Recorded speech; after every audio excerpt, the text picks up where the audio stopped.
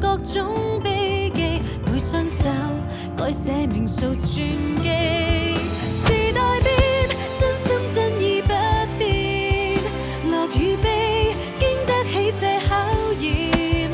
歷史多渺小，全憑這信念，還石油給他穿透一天。人在變，一些感覺不變，同並肩，辛苦都算經驗，萬千小雨點，亮似星飛閃，長路裏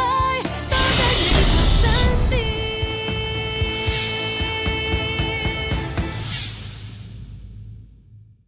จากពីថ្ងៃនេះទៅយើងនឹងបកគលត្រានេះឲ្យជួនណានតាំងតែរៀបការខ្ញុំទុកពួកលោកជាពុកម៉ែខ្ញុំហើយគិតថាប្រាវិធីក៏ខ្វះអាចតែចិត្តលោកវិរៈស្នេហ៍បានមែនទេនេះជារបាំចុងក្រោយដែលខ្ញុំរំឲ្យលោកមើលហេតុអីនាងផ្លាស់ប្ដូរដល់ថ្នាក់នេះមកពីនាងជំពាក់ខ្ញុំនឹងប្អូនទី4សម្រេចចិត្តហើយថានឹងលក់រោងស៊ីអ៊ីវយើងមិនព្រមឲ្យពួកឯងលក់រោងស៊ីអ៊ីវជាដាច់ខាតហើយបងធំមនុស្សយើងកុំប្រកាន់ច្រើនពេកបងកុំចេះបែបនេះអីលក់រោងស៊ីអ៊ីវហើយពួកយើងចែកលុយគ្នាទៅហើយខ្ញុំមានបំណងចង់ទៅបើកហាងរាត្រីនៅខ្វាងជើធ្វើអធិរាជហាងរាត្រីចំណូលច្រើនជាងធ្វើស៊ីអ៊ីវឆ្ងាយណាស់ពេលឮគេនិយាយគួរស្ដាប់បន្តិចល្អជាងគេចោទថាខ្លួនខ្ញុំស្អុយក្លិនស៊ីអ៊ីវហើយក្រោយពីខ្ញុំបានលុយហើយខ្ញុំនឹងបើកសាលាបង្រៀនកុងហ្វូក្រៅពីបង្រៀនកុងហ្វូបែបបុរាណហើយនឹងបង្រៀនក្បាច់សម្រក់គីឡូទៀតវាប្រកាសជាល្អប៉ុណ្ណឹងបានហើយរោងស៊ីវជាមួយរបរដែលធ្វើយូរមកហើយចិញ្ចឹមពូជើងរាប់ដំណបន្សល់ទុកឲ្យគ្រូសាស្ត្រតកូបានពូជើងត្រូវប្រឹងធ្វើស៊ីអ៊ីវឲ្យដល់ទីបំផុតទើបជារឿងត្រឹមត្រូវលោកពុកពូទី4ពុកបើកហាងរាត្រីពុកបើកសាលាគុណវាជាមួយរបរពេលជប់នឹងប្រថុយមិនមែនជាផ្លូវត្រឹមត្រូវទេវាមិនមែនជារបរយើងឡើយបិទមាត់ពុកកំពុងនិយាយអ្នកណាឲ្យឯងនិយាយឯងបដៅពុកឯងបានហើយកុំមកចង់បដៅយើងអាភ្លើឯងពីរអ្នកនឹងឲ្យតែភ្លើនោះពួកឯងមើលចុះកូនក្មួយពួកឯងចេះគិតជាងពួកឯងផងឯងជាឪពុកគេហើយក៏ជាពូគេយ៉ាងណាយើងក៏មិនព្រមលក់រោងស៊ីអ៊ីវវ៉ាន់គុណជាដាច់ខាតសូមទោសបងធំបងមិនមែនអ្នកគ្រប់គ្រងទីនេះបងគ្មានសិទ្ធិជំទាស់ទេខ្ញុំនៅខាងបងធំជំទាស់ការលក់រោងស៊ីអ៊ីវម្នាក់ទៀតបងទី3ប្រាប់ឲ្យថាបងគ្មានសិទ្ធិនៅក្នុងរោងស៊ីអ៊ីវទេបិទមាត់ទៅឯងលោកនឹងហែកបិទមាត់ទៅប្តីខ្ញុំក៏ត្រកូលវ៉ាន់ដែរហេតុអីនិយាយមិនបានប្រុសគេនិយាយគ្នាស្រីកំលុកមាត់អញ្ចឹងសោកុំរវល់ខ្ញុំគ្រាន់តែរំលឹកនាងអើយនឹងហើយទៅខ្ញុំមិននិយាយអីនោះអូនទី2ទី4យើងមិនមែនជាអ្នកគ្រប់គ្រងទីនេះទៀតទេតែកុំភ្លេចថាយើងនឹងមានភាគហ៊ុនក្នុងនេះយើងជំទាស់រឿងលក់រោងស៊ីអ៊ីវបានតើបើបងធ្វើបែបនេះពួកយើងមកចេញមតិព្រមគ្នាហើយចាំសម្រេចថាគួរលក់ឬអត់បានខ្ញុំជំទាស់មិនឲ្យលក់ទេយើងក៏ជំទាស់ដែរខ្ញុំក៏ជំទាស់ដែរខ្ញុំក៏ជំទាស់ដែរ6និង5មិនព្រមលក់នោះទេប្អូនទី3ឯងបាច់ខំប្រឹងសម្ដែងទេទីនេះមានតែយើងនឹងបងធំហើយនឹងប្អូនទី4ដែលមានសិទ្ធិចេញមតិដូច្នេះអ្នកផ្សេងបាត់មាត់ទៅប្អូនទី4ឯងចង់លក់រោងស៊ីអ៊ីវពិតគាំទ្រឲ្យលក់សូមទោសផងបងធំ2ទល់នឹង1ជំទាស់អត់បានផលបងសម្រាប់ថាយើងមិនលក់ភាគហ៊ុនយើងមិនលក់ទេបងមិនលក់ពេលអ្នកកាន់ភាគហ៊ុនធំចូលមកគេជាអ្នកសម្រេចទោះជាបងចង់ប្រកែកក៏មិនអាចប្រកែកកើតដែរណែក្រោយលក់រោងស៊ីអ៊ីវហើយយើងពីគ្រូសាចែកលុយគ្នាចង់ធ្វើអីក៏បានមិនបាច់ឲ្យមុខរបស់គ្រូសាចងជើងយើងទេបងនិយាយត្រូវ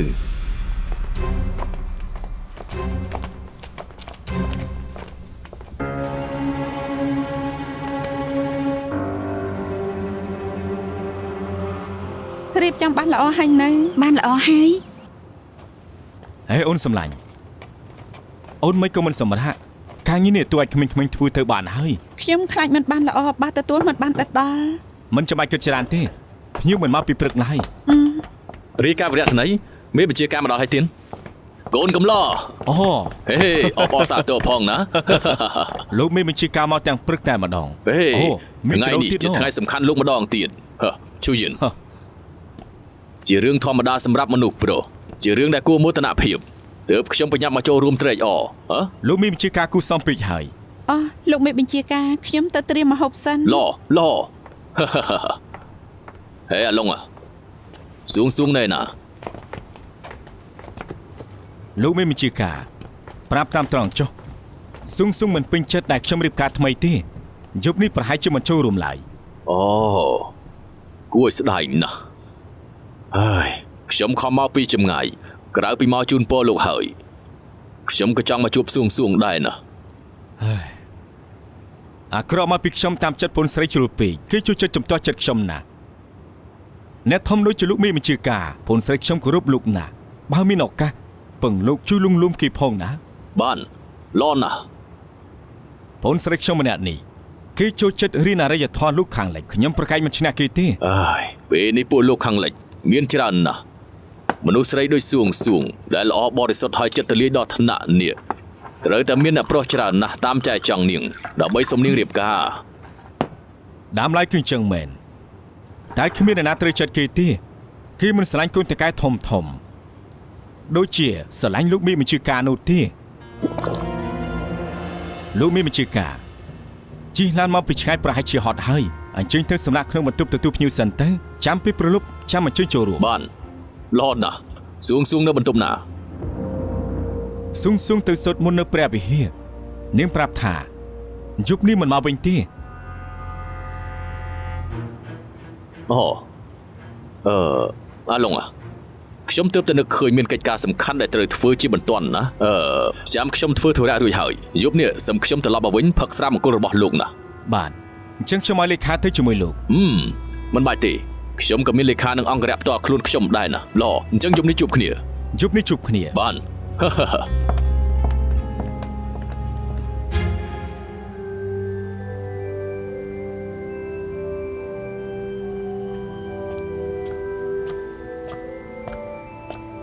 ស៊ុ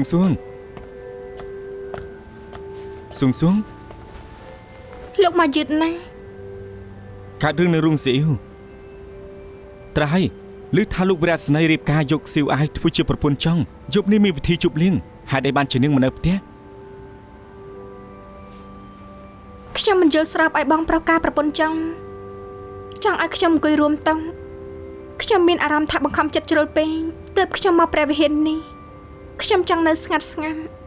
ហើយសូមពរឲ្យបងប្រុសឲ្យព្រះជាម្ចាស់លើកទោសឲ្យបងប្រុសដែលការប្រពន្ធចង់ ទោះពេលនេះជាសម័យសាធារណរដ្ឋហើយតែមនុស្សប្រុសភាគច្រើនក៏ដូចជាបងប្រុសនាងដែរចូលចិត្តមានប្រពន្ធចង់រហូតដល់ប្រពន្ធទី3ទី4ការនិយមបែបនេះគឺមានច្រើនណាស់ពិសេសអ្នកនៅក្នុងសង្គមទាហាន ទោះបីជាសម័យថ្មីលែងមានព្រះអង្គហើយពួកប្រុសនៅតែមិនចេះកែប្រែទីន វាជាប្រពៃណីឲ្យយកប្រពន្ធថែមបានដល់ថ្នាក់ប្រពន្ធដើមក៏មិនចំទាស់ដែរ មិនមែនមិនជំទាស់តែមកពីជំទាស់មិនបានត្រូវបង្ខំឲ្យយល់ព្រមសោខ្ញុំក៏តល់ដំរេគាត់ស្រឡាញ់បងប្រុសខ្ញុំខ្លាំងណាស់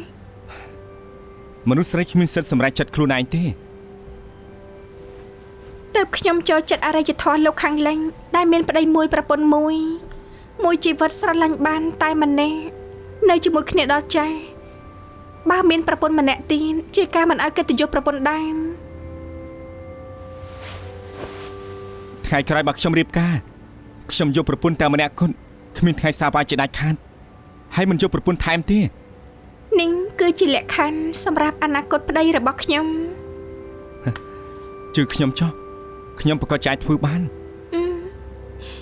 ត្រូវហើយលោកធ្លាប់គិតទេថាថ្ងៃក្រោយចង់ដូរទៅនៅខ្វាំងជ័យ ខ្ញុំធ្វើការនៅរោងស៊ីអ៊ីវដូរទៅនៅខ្វាំងជ័យធ្វើអីទៅ លោកមិនបាច់ធ្វើការនៅរោងស៊ីអ៊ីវក៏បានដែរ រោងស៊ីវ៉ានគុណជាមរតករបស់ដូនតាយើងបើមិនបានធ្វើការនៅរោងស៊ីអ៊ីវតើខ្ញុំបានលុយមកពីណាចិញ្ចឹមគ្រួសារទៅ លោករកការងារថ្មីបានតែខ្ញុំចេញទៅបង្រៀនរកចិញ្ចឹមខ្លួនឯងបានយើងពីរអ្នកនាំគ្នាធ្វើការអ្នកណាថាមនុស្សស្រីត្រូវតែឲ្យប្តីចិញ្ចឹម អូវាជាសិទ្ធិស្មើគ្នារបស់មនុស្សប្រុសស្រីមែនទេ មែនហើយតាមពិតមនុស្សស្រីក៏មានសិទ្ធិសម្រេចចិត្តខ្លួនឯង ទោះបីជាស្រីឲ្យតែនិយាយមានហេតុផលខ្ញុំព្រមស្ដាប់ទាំងអស់ រូបនេះខ្ញុំគូរួចហើយខ្ញុំឲ្យលើ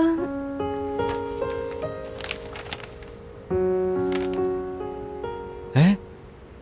ប្រុសម្នាក់ក្នុងរូបនេះមើលទៅសុភាពណាស់គេជានរណាដែរ លោកមើលឲ្យច្បាស់សិនទៅ ខ្ញុំនេះហើយទេពធីតាម្នាក់នេះគឺជានរណា លោកចង់ថាខ្ញុំគូមិនដូចឬមួយក៏ចង់និយាយសរសើរខ្ញុំ រូបពិតនាងស្អាតជាងទេពធីតានៅក្នុងរូបនេះឆ្ងាយណាស់តែរូបពិតខ្ញុំអាក្រក់ជាងនេះមិនស្អាតដូចជានៅក្នុងរូបនោះទេ លោកដាក់ខ្លួនពេកហើ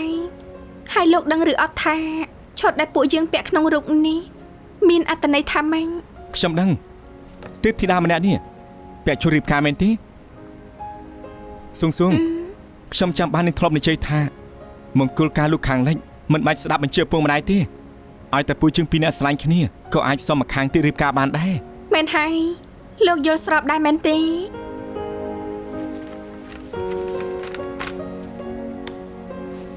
សួងបើសម្ដីលើកមុនរបស់នាងនៅព្រះការបាននោះអញ្ចឹងខ្ញុំសុំនាងរៀបការនៅពេលនេះបានទេ ចាំឲ្យលោករកបាច់ផ្កាបានសិនសំនិយាយគ្នា អញ្ចឹងខ្ញុំប្រញាប់ទៅរកភ្លាមនាងមើលរូបនេះឲ្យខ្ញុំសិនណា អេនេះ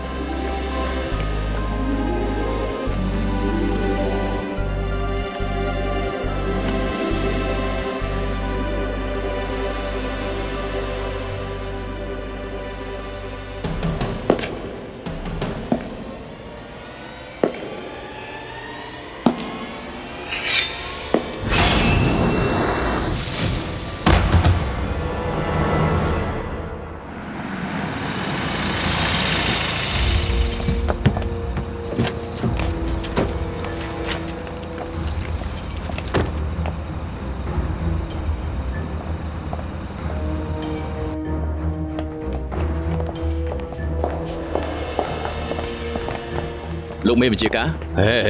បើមានរឿងអីកើតឡើងឬបានឮសម្លេងអ្វីក៏ដោយមិនចាំបាច់ឡើងទៅទេ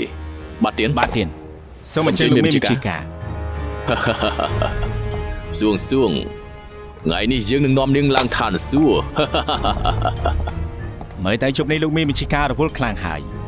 ព្រោះយើងទៅជួបមរីមួយដើមសិនទៅយ៉ាងម៉េចដែរ មកដើមពីរដើមក៏បានដែរ សួងអ្នកក្លាហានឆៅរបស់នាងមកហើយ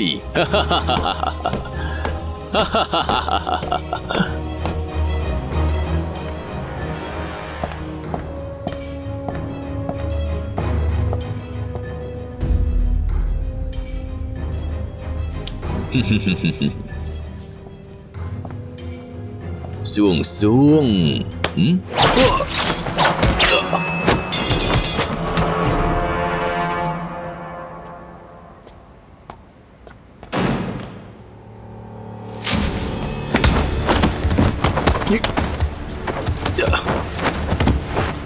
លេងសួងភ្លាម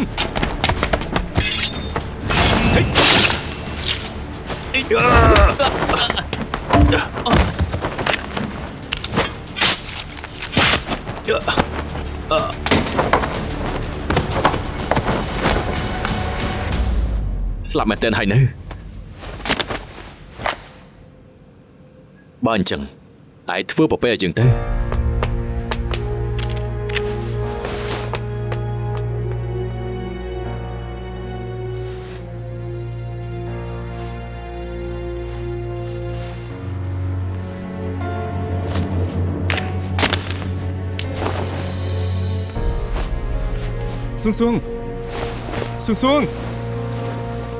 សួងណែណាចេះ មើលទៅលោកមេបញ្ជាការប្រហែលជាមានក្តីសុខច្រើនហើយ ណែមើលទៅប្រហែលជាមិនស្រួលដែរ ខ្ញុំតាមពីឯងឡើងជាមួយគាត់ទៅ បាទ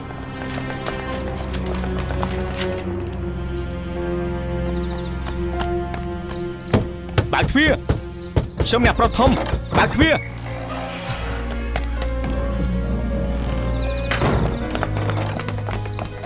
តាមពិតជប់តែតកោវ៉ាន់ខ្ញុំជិមនៅត្រង់នេះឯងទៅជិមនៅទ្វារក្រោយឯងទៅប្តឹងហើយជួបមនុស្សមកឆែកឆេរ បាទទៀនអ្នកប្រុសណានណែ វិវោហើយខ្ញុំសម្លាប់មនុស្សបន្ទប់ជុំព្រះវិហារខ្ញុំគិតថាលោកមេបញ្ជាការចង់ញោមញីសួងទើបខ្ញុំចាក់គេមួយកំបិតពេលនេះគេស្លាប់ហើយ មានរឿងអីកើតឡើងនិយាយតាមស្រួលទៅ អង្គុយចុះសិនចាំនិយាយគ្នា ខ្ញុំសម្លាប់លោកមេបញ្ជាការខ្ញុំសម្លាប់គេ ស្ងប់អារម្មណ៍សិនផឹកទឹក ហេជួនណានឯស្ងប់អារម្មណ៍ហើយនិយាយរឿងដែលបានកើតឡើងប្រាប់ពួកយើងយ៉ាងលម្អិតណាស់ វិវហើយខ្ញុំច្បាស់ជាធ្វើធ្លាក់ត្រាហើយ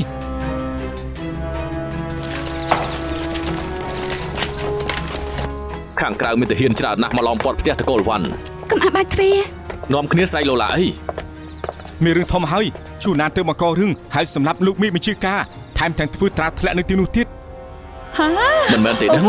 ធ្វើមិនទៅបែបនេះអាចត្រូវចាប់បាញ់ចោលដែរទេ ណែប្អូនទី4កុំអត់ចង្រៃពេកកូនខ្ញុំសម្រាប់មនុស្សយ៉ាងម៉េច បែប បាន នេះច្បាស់ជាពិបាកដល់ពួកយើងហើយ ម៉ែពួកយើងរត់ទៅតាមទ្វារក្រោយទៅល្អទេ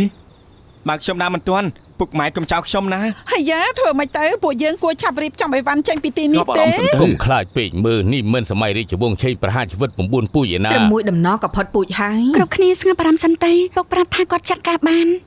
ត្រូវហើយជួនណាននៅឯណា យើងមិនឲ្យគេចេញមកចង់ដឹងរឿងឲ្យច្បាស់សិន ចាប់បើកទ្វារភ្លាមយើងចង់ចូលទៅចាប់ឃាតករដែលសម្រាប់លោកមីបញ្ជាការបើមិនព្រមបើកទេពួកយើងនឹងប្រើកម្លាំងហើយ ធ្វើយ៉ាងម៉េចទៅបើមិនព្រមបើកទ្វារទេទាហានវរៈសេនីកៅច្បាស់ជាសម្រុកចូលមកហើយ បើពួកគេចូលមកច្បាស់ជាបាញ់ជឿមិនខានទេ អីប្អូនទី4ចូលចិត្តអួតថាមួយនឹងដំចេញទៅទប់សិនទៅ ដែលគេបាញ់ជាក្របកំភ្លើងមិនមែនជាក្របចំពាមឯណាអ្នកណាអាចទប់បាននោះ ចេះនិយាយកើតហេតុអីមិនឲ្យប្តីនាងចេញទៅខ្ញុំមិនទាន់ចង់ខ្លាចជាមេម៉ាយទេបងកុំចេញទៅអី ថាប្រាប់ឲ្យជួនណានឆាប់រត់ល្អជាង ចេញទៅណារួចគេឡើងប៉ត់ចិត្តជុំវិញហើយ ឬមួយកិច្ចមិនផុតពិតមែន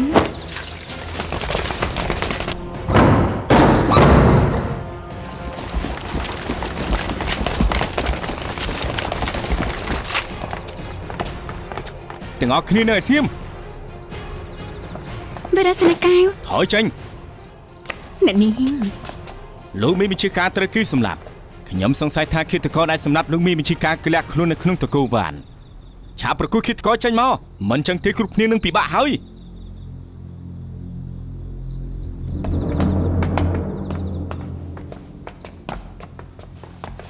ខ្ញុំជាអ្នកសម្លាប់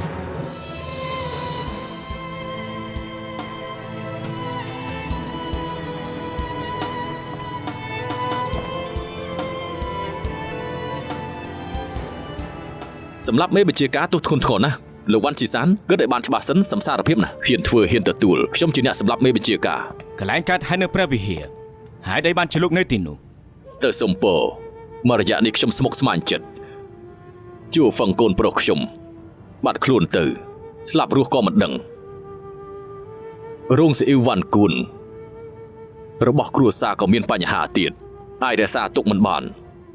អូនប្រុសខ្ញុំ2នាក់ក៏បង្ខំឲ្យខ្ញុំដកខ្លួនពីតំណែងខ្ញុំស្មុគស្មាញចិត្តពេកក៏ទៅសុំពរនៅព្រះវិហារដើម្បីរងាប់ចិត្តខ្លះ លោកទៅសំពរដើម្បីរងាប់អារម្មណ៍ហើយទីបំផុតក៏សម្លាប់លោកមីបញ្ជាការអញ្ចឹងហ៎ រឿងគឺវាអញ្ចេះទេ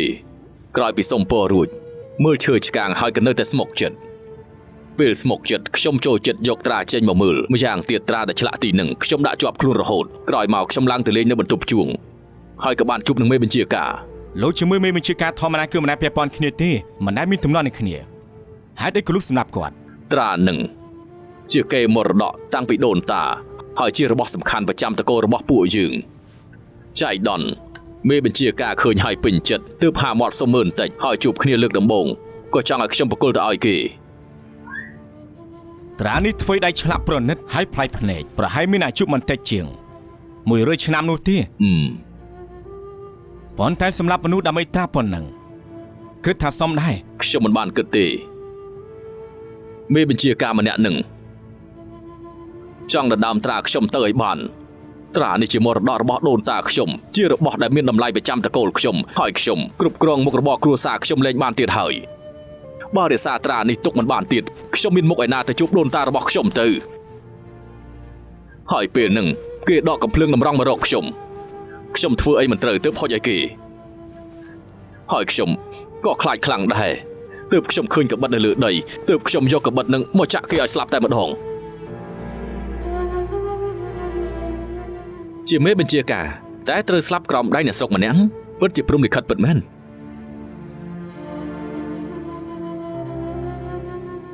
រឿងនេះជារឿងក្តីធំណាស់ច្បាស់ជាល្បីដល់រដ្ឋាភិបាលកណាជឿមិនខានពួកគេនឹងរៀបចំគណៈកម្មការចូលមកស៊ើបអង្កេតរួចហើយនឹងនាំខ្លួនលោកទៅសួរចម្លើយនៅខ្វាងជើថៅកែវ៉ាន់ សមឲ្យលោកសំណាងល្អចុះ សរុបទៅរឿងដែលកើតឡើងមិនពាក់ព័ន្ធជាមួយអ្នកណាទេខ្ញុំជាអ្នកសម្លាប់មេបញ្ជាការ ពេលដែលខ្ញុំសម្លាប់លោកមេបញ្ជាការរួចខ្ញុំភ័យពេកមិនអាចគ្រប់គ្រងអារម្មណ៍ខ្លួនឯងបានខ្ញុំរត់ចេញមកវិញហើយក៏សូមឲ្យលោកអមជួយតែស្មានមកដល់ថាគាត់ព្រមទទួលកំហុសជំនួសខ្ញុំតែលោកអមបានប្រាប់ថាមិនឲ្យខ្ញុំកើតរឿងអ្វីទេហើយលោកព្រះស្នេហ៍ក៏មកដល់ផ្ទះយើងថានឹងចាប់ឃាតករឲ្យបានលោកអមប្រាប់ថាហេតុការប្រថុយញយពេក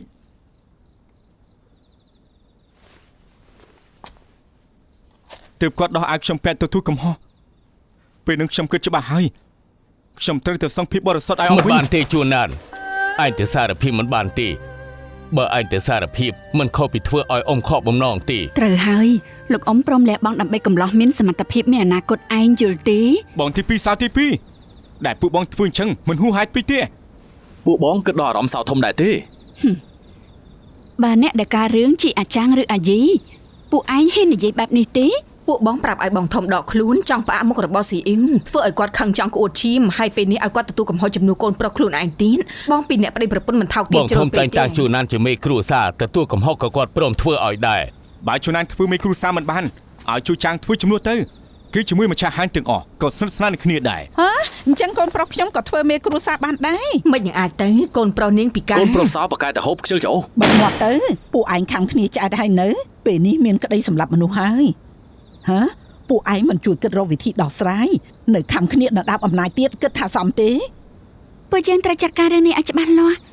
ហើយចាំរកវិធីជួយពុក អាក្រក់មកពីខ្ញុំបងធំឲ្យជួយច្រើនហើយតើទ្រាំនឹងភាពលំបាកក្នុងគុកជាមិនបានទៅពួកយើងឆាប់រកមជ្ឈបាយជួយបងធំមកវិញល្អជាង ជួនណានពេលនេះឯងរងាប់អារម្មណ៍បានហើយឯងនិយាយរឿងពីដើមដល់ចំហើយនិយាយឲ្យបានច្បាស់ម្ដងទៀត បងណានបងប្រាប់ថាចាក់មេបញ្ជាការមួយកំបិតមុនគេស្លាប់ក៏វាបងសន្លប់យូរប៉ុណ្ណា មិនដឹងទេគិតថាមិនជួយទេ ហើយពេលបងដឹងខ្លួនសឹងៗណៃណា ពេលបងដឹងខ្លួនក៏ឡើងឃើញសួងហើយ អញ្ចឹងអាចទៅរួចទេថាស៊ូងជាឃាតករធម្មតានាងសភាពរៀបសារពិតជាស្មានមិនដល់មែន នឹងមិនមែនទេនឹងជាធីបធីតា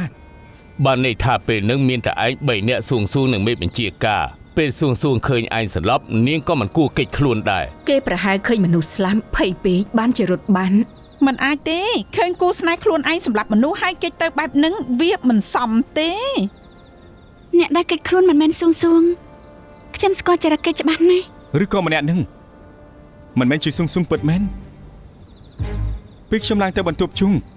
ឃើញមានបញ្ជាការកំពុងតែសង្កត់លើមនុស្សស្រីម្នាក់សូម្បីតែខោអាវការតុបតែងខ្លួនក៏ដូចសួងមេបញ្ជាការបាំងមុខសួងស្រីម្នាក់នឹងក៏ស៊ូពេញកម្លាំងដោយសារសក់នាងបាំងមុខទើបខ្ញុំមើលមិនច្បាស់ បានន័យថាឯងឃើញមុខស្រីម្នាក់នឹងមិនច្បាស់ ពេលនឹងចិត្តខ្ញុំកំពុងគិតថាសួងកំពុងចាំខ្ញុំនៅព្រះវិហារ ជាកំណត់ឯងតែម្នាក់ មេបញ្ជាការនឹងសត្រូវច្រើនណាស់ប្រហែលជាមានមនុស្សតែងខ្លួនជាស្រីដើម្បីសម្លាប់គេ អើយអញ្ចឹងវីវហើយបើឃាតករជាអ្នកផ្សេងបងធំមិនខ្លាចជាពពែឲ្យវាទេហ៎អាឃាតករនេះអាក្រក់មែន ហើយសម្រាប់ថារឿងនេះមិនពាក់ព័ន្ធនឹងជួនណាន ដែលពួកយើងនិយាយគឺជាការប៉ាន់ស្មានយើងត្រូវទៅសួរសួងសិនទៅបានដឹងការពិត ទៅសួរសួងឲ្យដឹងការពិតទៅសង្ឃឹមថាវរៈសនីនឹងជួយពួកយើងស៊ើបរកការពិតរឿងនេះ ខ្ញុំនាំអ្នកនាងទៅផ្ទះសំណាក់នៅភូមិខាងលិចហើយមានសុវត្ថិភាពល្អគ្មាននរណារកឃើញទេ ត្រូវតែប្រយ័ត្នកុំឲ្យកាត់ការធ្លុតធ្លុយឲ្យសោះបំនោះទេជីវិតជាងពីរអ្នកនឹងត្រូវជាប់ជាមិនខាន ពេលនេះទោះជាខុសគម្រោងតិចតួចតែក៏មានប្រយោជន៍ដល់យើងហើយណាស់ក៏ថែមអ្នកទទួលទោសចំនួនម្នាក់ ណែយ៉ាងណាយើងក៏មិនចង់ឲ្យសួងពាក់ព័ន្ធនឹងរឿងនេះដែរ បាទទៀនពេលនឹងក្រោយពីធ្វើឲ្យអ្នកនាងសន្លប់ខ្ញុំក៏បញ្ញាប់នាំចេញភ្លាមហើយបន្លំធ្វើជាអ្នកនាងក្រោយមកមេបញ្ជាការក៏ឡើងទៅខ្ញុំក៏ឆ្លៀតទៅកាត់សម្លាប់គេតែក្រោយមកខ្ញុំចាក់ត្រូវហើយមេបញ្ជាការនៅតែមានកម្លាំងតស៊ូទៀតគេចង់សម្លាប់ខ្ញុំសំណាងដែលវ៉ាន់ជួនណានចូលមក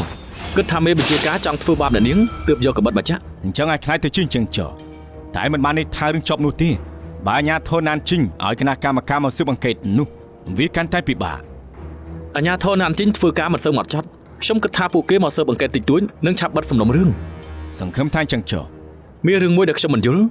ដឹងច្បាស់ណាស់ថាជួនណានជាអ្នកចាក់មេបញ្ជាការហេតុអីក៏វ៉ាន់ឈីសានមកទទួលទោសជំនួស ហ ចាស់ទុំឡោគឺបែបហ្នឹងមិនចង់ឃើញកូនចៅខ្លួនពិបាកនោះទេហើយព្រមទទួលថាខ្លួនឯងសម្រាប់លោកមេបញ្ជាការដោយផ្ទាល់ដៃបើខ្លាចទៅជាបែបនេះហើយយើងក៏រុញទុកមិនឲ្យទឹក គេសម្រាប់មេបញ្ជាការដើម្បីដណ្ដើមត្រាហេតុផលប៉ុណ្ណឹងវាប្លែកពេកទៅដឹងលោកគិតថាអាញាធរគេជឿដែរទេ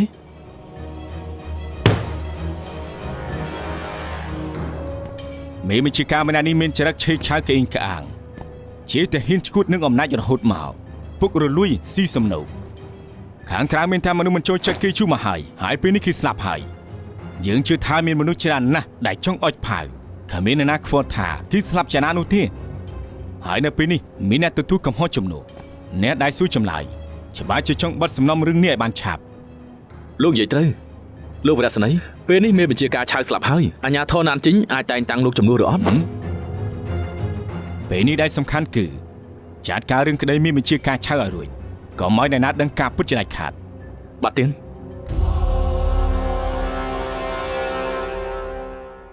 លោកព្រះស្នីលោកអមខ្ញុំមិនពាក់ព័ន្ធនោះទេខ្ញុំជាអ្នកចាប់មេបញ្ជាការស្លាប់ចាប់ខ្ញុំទៅ តាមពិតរឿងនេះមានចំណុចសង្ស័យច្រើនសង្ឃឹមថាលោកនឹងស៊ើបអង្កេតឲ្យច្បាស់កុំឲ្យចាប់មនុស្សច្រឡំ ត្រូវហើយពួកយើងនឹងជួយរកឃាតករពិតប្រាកដឲ្យឃើញដើម្បីរកយុត្តិធម៌ឲ្យតកូលវ៉ាន់យើង អ្នកនាងសួងតាណាសុំជួបគាត់បន្តិចបានទេ អ្នកនាងទៅខ្វាងជើ នេះមិនគួរតាណាទេនឹងទៅខ្វាងចុយធ្វើអីទៅបងស្រីខ្ញុំចង់ទៅណាមកណាននោះចាំឲ្យរៀបការប្រាប់ពួកលោកដែរលោកព្រះស្នីជួនណានគឺមិនដឹងអីគុំប្រកាន់គេអីតែបើលោកឲ្យអ្នកនាងកៅចេញមកនោះការពុតច្បាស់ជាលិតតដាងហើយ លោកវរៈសេនីដើមឡើយអ្នកនាងសួងចាំបងប្រុសខ្ញុំនៅព្រះវិហារគាត់ប្រហែលដឹងរឿងរ៉ាវខ្លះ គ្រប់គ្នាក៏មកបងស្រីខ្ញុំជួបមកពាក់ព័ន្ធវ៉ាន់ឈីងសានសារភាពថាខ្លួនឯងសម្រាប់លោកមេបញ្ជាការពេលនេះវ៉ាន់ជួនណាមកសារភាពថាខ្លួនគឺជាគិតកោទៀត ដឹងទេថាឲ្យការបំភ្លឹះមានកំហុសធ្ងន់គិតថាដូចដណ្ដើមគ្នាប៉ាវបាយហ៎ គ្រប់គ្នាទៅចាំស្ដាប់ដំណឹងចោះបើនាំគ្នាមករញ៉េរញ៉ៃទៀតខ្ញុំអាចនឹងបញ្ជាឲ្យចាប់តកូវ៉ាន់ដើម្បីទៅសួរចម្លើយម្នាក់ម្ដង លោកវរៈសេនីកុំឆេវឆាវអី ឆាប់នេះនឹងនាំខ្លួនវ៉ាងឈីងសានទៅសួរចម្លើយនៅខ្វាងជើដល់ពេលនឹងនឹងដឹងការពុតចាច់ជឿមិនខាន លោកវរៈសេនីខ្ញុំសូមជួបប្តីខ្ញុំបន្តិច អ្នកស្រីវ៉ាន់ថាកាយវ៉ាន់មានទូធ្ងន់ធ្វើអញ្ចឹងគឺមិនបានជាដាច់ខាត លោកវរៈសេនីទុកថាជួយបន្តិចទៅទីនេះលោកធំជាងគេអត់អានឲ្យម្ដងទៅបានទេ យល់ព្រមទុកថាខ្ញុំជូនមុខដល់តកូវ៉ាន់ចុះឲ្យចូលជួបបានតែម្នាក់ទេហេតុអីបានជាអមទទួលទោសជំនួសខ្ញុំ សំណាងដែលវរៈសេនីកៅមិនជឿឯងមិនចឹងទេផែនការអ៊ំនឹងត្រូវខូច ខ្ញុំគឺជាកូនប្រុសមិនទទួលកំហុសមិនបានអមឲ្យខ្ញុំទទួលទោសជំនួសវិញទៅខ្ញុំសុំជាមនុស្សដែរទេ អាណានណាឯងក៏ព្រួយអីអ៊ំនៅក្នុងនេះមិនយូរទេណា អមមានវិធីដោះស្រាយហើយ វិធីដោះស្រាយអ៊ំគឺស្រួលណាស់អ៊ំអាយុចំណាស់នេះទៅហើយមិនយូរទេគង់តែស្លាប់ពួកគេឃុំអ៊ំបានយូរប៉ុណ្ណាម្យ៉ាងវិញទៀតអ៊ំមានជំងឺព្យាបាលមិនជា មិនខ្លាចទៅជាអញ្ចឹងអមជាមនុស្សល្អណាស់មិនគួរមានលទ្ធផលបែបហ្នឹងទេអមធ្វើគ្រប់យ៉ាងដើម្បីទៅកូវ៉ាន់ខ្ញុំត្រូវទៅរកគ្រូពេទ្យប៉កែមកព្យាបាលអម ខួសពេលហើយឯងត្រូវចាំឲ្យច្បាស់ណាស់ឯងមានបញ្ហាមិនបានទេឯងជាក្តីសង្ឃឹមរបស់តកូលវ៉ាន់យើងណា លោកអមមិនត្រូវកាត់អីជាដាច់ខាត ជួនណានអ៊ំដឹងថាឯងជាមនុស្សស្មោះត្រង់ហើយឧស្សាហ៍រឿងដែលពាក់ព័ន្ធនឹងរោងស៊ីអ៊ីវវ៉ាន់គុនយើងទាំងអស់ទៅអនាគតត្រូវពឹងលើឯងទាំងស្រុងហើយយល់ដែរទេអ លោកអមធ្វើបែបនេះខ្ញុំយល់ថាខ្លួនឯងខំមួយជីវិត អាណានឯងកុំមកទោសខ្លួនឯងជាដាច់ខាតឲ្យតែឯងមើលខុសត្រូវរោងស៊ីអ៊ីវឲ្យបានល្អអ៊ំក៏មានមុខទៅជួបដូនតាយើងហើយតែឯងត្រូវចាំទុកពុករបស់ឯងនិងអ៊ំទី4ពួកគេជួយឯងបានទេអាហ្វឹងពេលនេះក៏បាត់ដំណឹងឈឹងរោងស៊ីអ៊ីវវ៉ាន់គួនត្រូវពឹងលើឯងម្នាក់គត់តើយល់ដែរទេ នៅមានស៊ីម៉ាន់ម្នាក់ទៀតនាងជាមនុស្សលំអិតហើយឧស្សាហ៍ច្បាស់ជាអាចគ្រប់គ្រងបាន អ៊ំដឹងថាស៊ីវម៉ាន់ជាមនុស្សល្អតែយ៉ាងណាគេជាស្រីតកូលវ៉ាន់ស្នងមិនឲ្យអ្នកក្រៅពាក់ព័ន្ធឲ្យតែកូនប្រុសមិនឲ្យកូនស្រីគ្មាននរណាជំនួសអ៊ំបានទេក្តីសង្ឃឹមអ៊ំតែមួយគត់គឺឯងអាណានអ៊ំត្រូវពឹងលើឯងហើយណា លោកអមខ្ញុំមិនដឹងថា អាចមើលការខុសត្រូវបានឬមួយក៏អត់ទេ ឯងពិតជាអាចធ្វើបានមិនចឹងឯងមិនគប្បីចំពោះអ៊ំ លោកអ៊ំបើអ៊ំទុកចិត្តខ្ញុំនឹងធ្វើឲ្យពេញទំហឹងដើម្បីឲ្យមុខរបរជើងដៃទៅមុខ តកែទី2តកែទី4កិច្ចសន្យាខ្ញុំសរសេររួចហើយឲ្យមកនេះ ហេ មិនក៏អញ្ចឹងទ្រព្យសម្បត្តិតកូលវ៉ាន់គួនទាំងអស់មិនទៀបជាង 20000 យន់បងលក់តែ 15000 15000ថកែលាវហ៊ានតែប៉ុណ្ណឹងយើងក៏ទល់តម្រេះដែរ មិននឹងអាចទៅធម្មតាអ្នកសម្បូរល្បិចគឺបងតម្លៃនេះហាមបងយល់ព្រមឬក៏បានកឹបកេងចូលអប៉ៅ យើងនេះឲ្យកឹបកេងបងប្អូនមិនក៏និយាយបែបហ្នឹង ដែលខ្ញុំហ៊ាននិយាយព្រោះបងហ៊ានធ្វើបាបបងទី3ខ្ញុំដឹងឲ្យហើយ ឯងដឹងហ៎ពេលនេះរឿងដែលបងធំសម្រាប់មេបញ្ជាការអ្នកណាក៏ដឹងដែរពេលកើតបញ្ហាទើបតម្លៃវាធ្លាក់ដល់ 15000 ហើយនៅថកែលាវឆ្លៀតឱកាសទៀត បែបនេះមិនខុសពីប្លន់ពួកយើងទេហើយកាត់ផ្ដាច់បញ្ហាឆាប់លក់ 15000 យន់ សម្រាប់ជើងហើយ លោកពុកពូទី4 ឈប់ភ្លាមឯងកុំរវល់យើងសម្រេចលក់រោងស៊ីអ៊ីវហើយ កាត់ផ្ដាច់ឱកាសមិនអាចអត់ឱនឲ្យបានយើងមិនព្រមអត់ទោសឲ្យឯងជាដាច់ខាត ខ្ញុំនឹងថាបើសិនជាមិនលក់ពុកក៏មិនអស់ចិត្តដែរលោកអ៊ំផ្ដាំឲ្យខ្ញុំប្រាប់ពួកពុកថាព្រមលុបភាគហ៊ុនទាំងអស់របស់គាត់ឲ្យទៅពួកពុក ចុងក្រោយបងធំព្រមដកខ្លួនហើយ ឬចង់ប្រមូលលុយឲ្យវរៈសេនីយ៍ជួយ លោកអ៊ំប្រាប់ថាចុះពាក់កណ្ដាល 2500 យន់ ឲ្យត្រឹម 2000 សម្រាប់ចឹងចុះ ឆាប់សរសេរលិខិតផ្ទេរភាគហ៊ុនទៅ ឈប់សិនលោកអ៊ំត្រូវការលក្ខខណ្ឌមួយ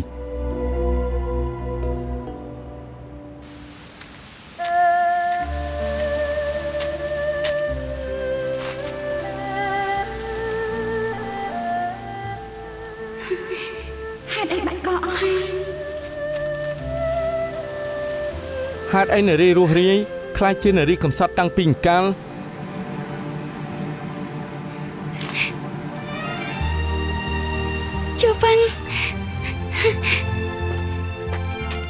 ជួវ៉ាំងបងមកវិញហើយ បងបានបាច់ទៅណាទេគ្រាន់តែលេងសើចប៉ុណ្ណោះ ចាត់ធ្វើបាបគេមនុស្សអាក្រក់កំតែចង់ខ្ញុំទៀតអីណា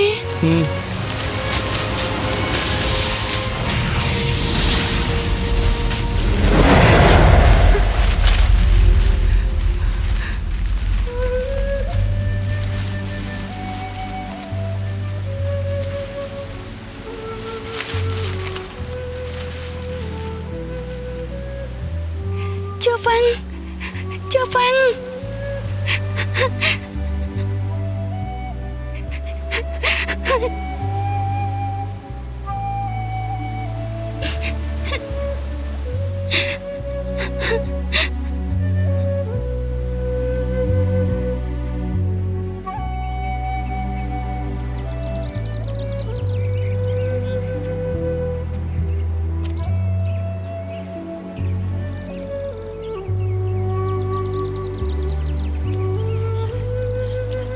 លោកគ្រូអាកាង អេសៀវម៉ាន រងស៊ីអ៊ីចិនលក់ឲ្យថកែលាវហើយហេតុអីលោកគ្រូនៅមកជួតពីងទៀត នៅជាមួយពីងស៊ីអ៊ីវនេះជិន20ឆ្នាំហើយបាតពីងមួយណាមានស្នាមប្រេះមាត់ពីងមានស្នាមឆែបលើពីងមួយណាមានរូបខ្ញុំចាំបានទាំងអស់ពេលនេះជិតលក់រោងស៊ីអ៊ីវវ៉ាន់គួនហើយទុកថាជាការសម្អាតលើកចុងក្រោយទៅចុះឲ្យពួកវាស្អាតបន្តិចឲ្យថកែថ្មីអាណិតពួកវា លោកគ្រូទុកពីងស៊ីអ៊ីវដូចជាសាច់ញាតិយ៉ាងចឹងឯង ត្រូវហើយរោងស៊ីអ៊ីវវ៉ាន់គួនដូចជាគ្រួសារធំកាលអាយុជាង10ឆ្នាំខ្ញុំមកធ្វើកម្មករនៅទីនេះរស់នៅទីនេះនៅជាមួយសិស្សច្បងសិស្សប្អូនរើសសណ្ដែកជាមួយគ្នាលៀងជាមួយគ្នាស្ងោរជាមួយគ្នាមកដល់ពេលនេះ20ឆ្នាំហើយ ដែលគិតចង់ទៅធ្វើអ្វីផ្សេងទេ អត់ទេមិនដែលគិតចង់ធ្វើអីផ្សេងទេរាល់ថ្ងៃខ្ញុំចង់ហាត់ក្លិនស៊ីអ៊ីវនៅទីនេះបើថ្ងៃណាមួយមិនបានហាត់ក្លិនស៊ីអ៊ីវមានអារម្មណ៍ថាដូចជាខ្វះអីម្យ៉ាង ខ្ញុំក៏ហាត់ខិនស៊ីអ៊ីវទាំងនេះដល់ធ្លាប់ដែរបើមិនបានហាត់មានអារម្មណ៍ថាដូចនៅមិនសុខ ត្រូវហើយរោងស៊ីអ៊ីវចិត្តលក់ហើយក្រោយលក់ហើយនាងមានផែនការអីទេ អត់មានទេ ខ្ញុំដឹងថានាងគិតម្យ៉ាងកូតគឺចាំនៅប្រុសហ្វឹងមកវិញ គាត់ជាមនុស្សល្អទេវតាត្រូវតែមានមេត្តាត្រូវហើយលោកគ្រូរៀបផែនការយ៉ាងម៉េច យ៉ាងណាខ្ញុំក៏ជាគ្រូដែរនៅហ្វូសានមានរោងស៊ីអ៊ីវច្រើនណាស់មិនបារម្ភអត់ការធ្វើទេតែអាណិតពួកកូនសិស្សរៀនមិនទាន់ចេះអស់ផងបើលែងមានទីនេះមិនដឹងត្រូវធ្វើអីទេប៉ុន្តែមានមនុស្សម្នាក់ដែលខ្ញុំបារម្ភបំផុត អ្នកនាងទី5 នាងគួរហៅថាអ្នកមានទី5អ្នកនាងទី5នឹងជីននៅរោងសេអ៊ីវយូរហើយបើលក់រោងសេអ៊ីវបាត់ឲ្យពួកគេទៅណីណាមេម៉ាយម្នាក់និងកូនក្មេងម្នាក់ពិតជាគួរឲ្យអាណិតណាស់ ម៉ែខ្ញុំនឹងជួយមើលគាត់ សង្ឃឹមថាអ្នកនាងទី5រកទីពឹងបាន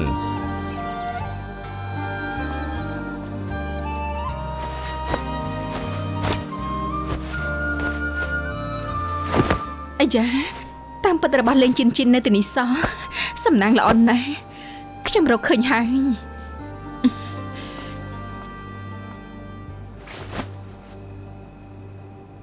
អញដឹងទេថាខ្ញុំជាមួយជីនត្រូវដូរផ្ទះហើយទោះខ្ញុំមិនទាន់ដឹងថាត្រូវដូរទៅនៅឯណាតែឯងកុំបារម្ភអីទោះខ្ញុំដូរទៅទីណាខ្ញុំក៏មិនចោលឯងដែរ អ្នកមីងបញ្ញារៀបចំអីវ៉ាន់ធ្វើអី រោងស៊ីអ៊ីវចិត្តដល់ពេលលក់ហើយពេលនេះរៀបចំអីវ៉ាន់ក៏ចិត្តរួចហើយដែរដើម្បីកុំឲ្យរវល់ខ្លាំងពេលដែលដូរផ្ទះ អ្នកមីងដឹងទេថាអ្នកដែលមកទិញជាអ្នកណា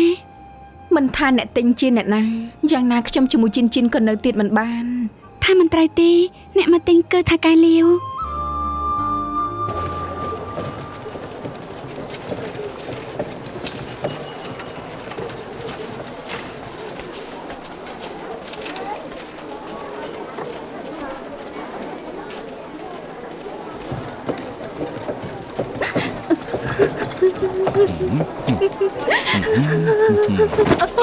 ខ្វាក់ភ្នែកទៀតអីអ្នកនាងវ៉ាន់ សុំទៅផងថាកែលាវមិនដឹងថាជុលចំលោកឬអត់ អូអត់ទៀតជួលល្អហើយហើយខាត់អីបានជិះជុំដល់ថ្នាក់នឹងហ៎មានរឿងអីទៅ និយាយទៅគួរឲ្យអាម៉ាស់ណាស់ មិនអីទេប្រាប់ខ្ញុំមកខ្ញុំអាចជួយបានណា ខ្ញុំបញ្ចាំគ្រឿងអលង្ការមិនទាន់មានលុយទៅលួសមកវិញ រឿងលុយគឺខ្ញុំអាចជួយនាងបានយើងទៅរកកន្លែងនិយាយគ្នាទៅ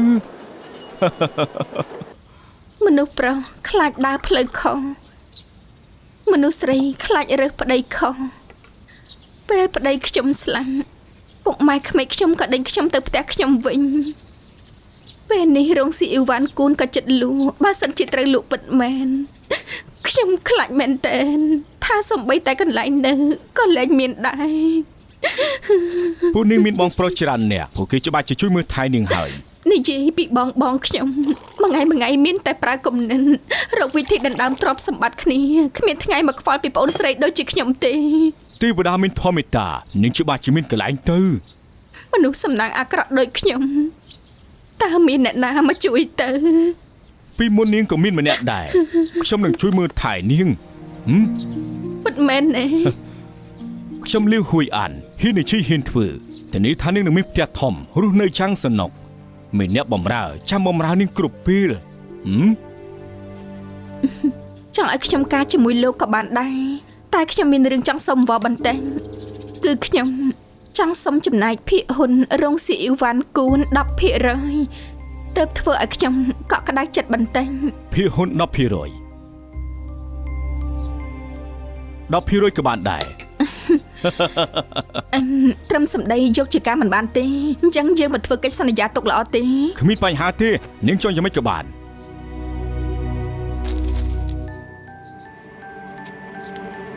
បែបនេះគឺកក់ក្ដៅចិត្តហើយមែនទេនឹង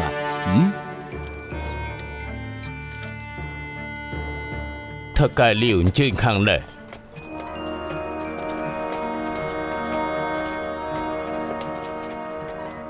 ថកែលៀងអញ្ជើញអង្គុយ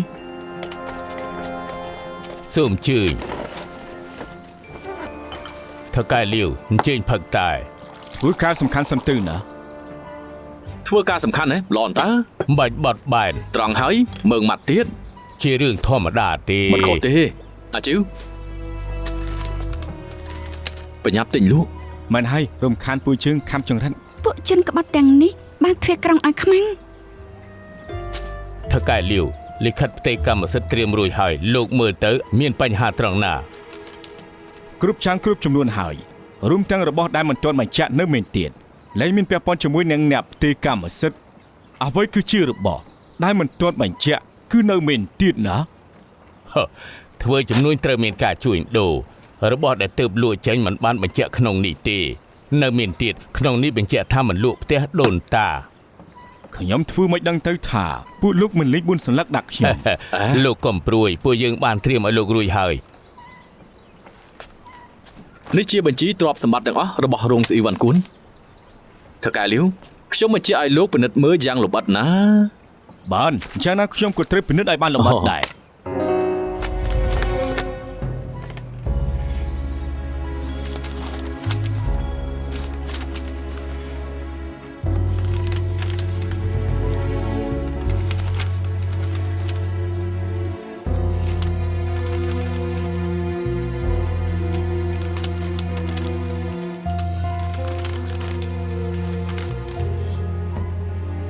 បាញ់ជីក្នុងឃ្លាំងសណ្ដែកគួរតែបាញ់ចាយឲ្យបានច្បាស់មានពីងស្អ៊ឺប្រមាណមានស្នែកសៀងប្រមាណគ្មានបញ្ហាហើយនៅបន្ទប់ដាក់អស់មានអស់ប្រមាណដុំពូថៅពូអស់ប្រមាណល្ងនឹងសណ្ដែកបាយនៅសល់ក្នុងផ្ទះបាយក៏កត់ចូលមកដែរ ត្រូវហើយពួកយើងបានកត់ចូលក្នុងបញ្ជីយ៉ាងលម្អិតរឿងចំនួនសំខាន់គឺ ស្មោះត្រង់ សំតម្លៃមិនបោកប្រាស់ត្រូវហើយ ហើយបង្គន់មានប្រមាណក៏កត់ចូលអស់ហើយមែនទេ ត្រូវហើយភ្លេចកត់ចូលខ្ញុំសរសេរឲ្យ មិនចាំបាច់ទេមិនចាំបាច់ទេ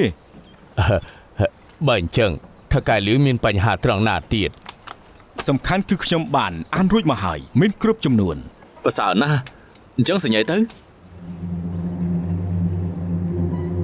ហាមសញ្ញេ ប្រពន្ធខ្ញុំមក អញកាត់អីទិញរោងស៊ីអ៊ីវថែមប្រពន្ធចង់អី មិនមែនទេរឿងជួយច្រឡំទេ យល់ច្រឡំអីក្នុងនេះសរសេរច្បាស់ណាស់ថានាំគេជួបផ្ទះធ្វើប្រពន្ធហើយឲ្យភាគហ៊ុន 10% ទៅប្រពន្ធចុងទៀតខ្ញុំត្រូវតែបដៅវាអេមិនតាន់ចុះកិច្ចសន្យាទេនេះជារបស់តកវ៉ានកុំមកបង្ករឿង